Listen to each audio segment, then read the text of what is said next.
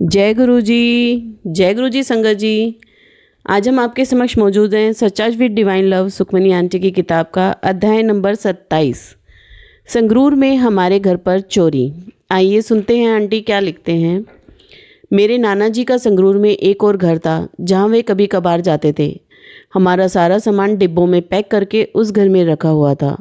चूँकि मेरे पिताजी की अपनी नौकरी के कारण बहुत पोस्टिंग होती रहती थी, माँ को पैकिंग करने के टाइम अपने सभी डिब्बों पर निशान लगाने और उन्हें किचन, कट ग्लास, सिल्वर आदि के रूप में लेबल करने की आदत थी। इससे उनके लिए उन्हें खोलना आसान हो जाता था। एक सुबह हमें संगरूर से एक पड़ोसी का फ़ोन आया कि हमारे घर में चोरी हो गई है। मेरे नाना जी स्थिति का जायज़ा लेने के लिए तुरंत संगरूर के लिए रवाना हो गए, जबकि माँ और मैं चंडीगढ़ रुक गए क्योंकि हम गुरुजी की सेवा में थे।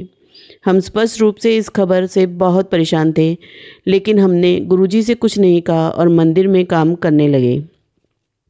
गुरुजी ने मेरी माँ को अपने कमरे में बुलाया और उनसे पूछा, संगरूर घर में चोरी हो गई?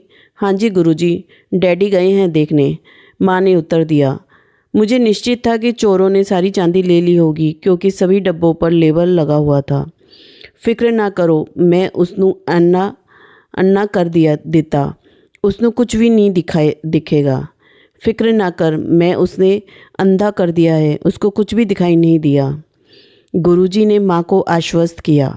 मेरी माँ ने गुरुजी को धन्यवाद दिया और दिन हमेशा की तरह बीत गया। मेरे नाना जी ने कुछ घंटों बाद फ़ोन करके बताया कि चोर रसोई की खिड़की से घर में घुसा, लेकिन उन्हें आश्चर्य हुआ कि उसने कुछ भी नहीं चुराया। उसने घर में चीज़ों को अस्त व्यस्त किया। हो सकता है कि कुछ जूतों को पहनने की कोशिश की हो और उन्हें बिस्तर पर फैला दिया, लेकिन कुछ भी चोरी नहीं किया। माँ ने मेरे नाना जी को गुरुजी की बात बताई और वह मान गए कि चोर वाकई में अंधा ही हो गया होगा, क्योंकि घर में एक सिलाई की सुई भी चोरी नहीं हुई थी। संगरूर में चीज़ों को व्यवस्थित करने के बाद मेरे नाना जी वापस चंडीगढ़ की यात्रा पर निकल पड़े। गुरुजी के निर्देश पर मेरे नाना जी ने हमेशा एक एम्बेसडर कार रखते थे।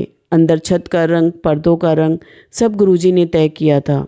वापस लौटते समय कार की एक तेज गति से आ रहे ट्रक से टक्कर हो गई और जिस तरह मेरे नाना जी बैठे थे उस तरफ सबसे ज़्यादा नुकसान हुआ। टक्कर इतनी ज़बरदस्त थी कि कार का लोहा पूरी तरह से कट गया।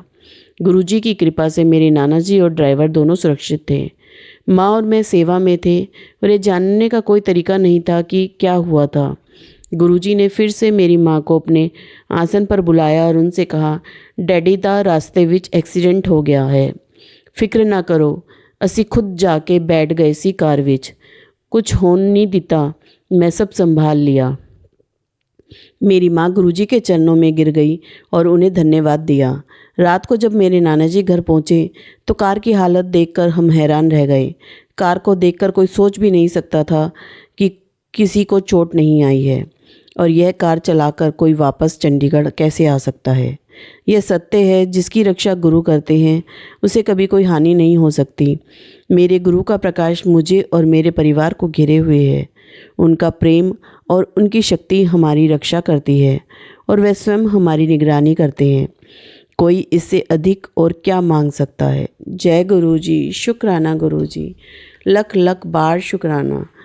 गुरु जी, जैसे आपने सुखमनी आंटी की रक्षा करी, ऐसे ही हम सब के अंग संग सहाय रहना, हर पल रक्षा करना और हमेशा हमारे साथ बने रहना। जय गुरु जी, शुक्राना गुरु जी, शुक्राना संगत जी। मेरे साथ बने रहने के लिए आप मेरे चैनल को लाइक एंड सब्सक्राइब ज़रूर करें और इसी तरह सुखमनी आंटी के अध्याय मेरे साथ सुनते रहें। जय गुरु जी, शुक्राना गुरु जी।